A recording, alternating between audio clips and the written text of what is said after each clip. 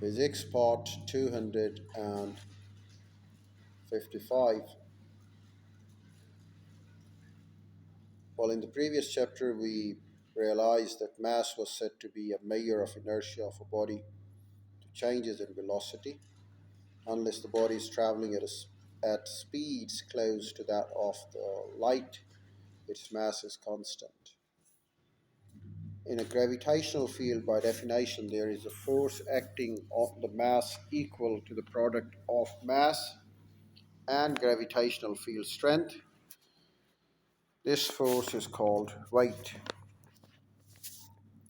For an object of mass m in the gravitational field of strength g, the weight W is given by weight is equal to mass into gravitational field strength, or W is equal to mg.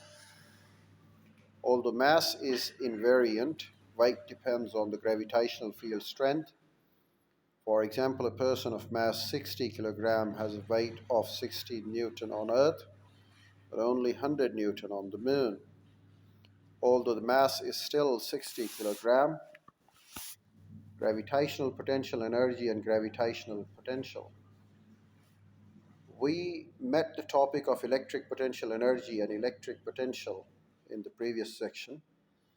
There is a very strong analogy between the electric and gravitational field, and this is going to help us when we talk about the gravitational potential energy and gravitational potential.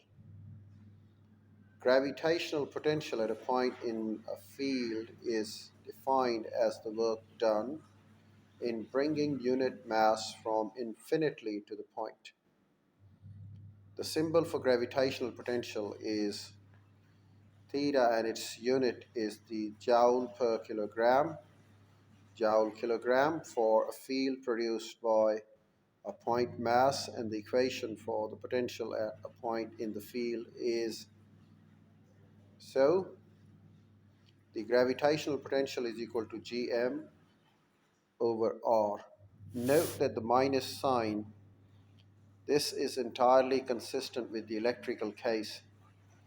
We had a negative electric potential when the field was produced by negative charge, so that the force between the negative field producing charge and the positive test charge was attractive.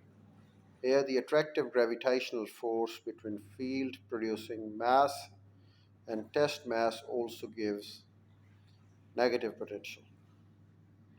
How much work is done by the gravitational field in moving a mass m of 20 kg from infinity to a point A, 0.4 meter from a mass m of 30 kg?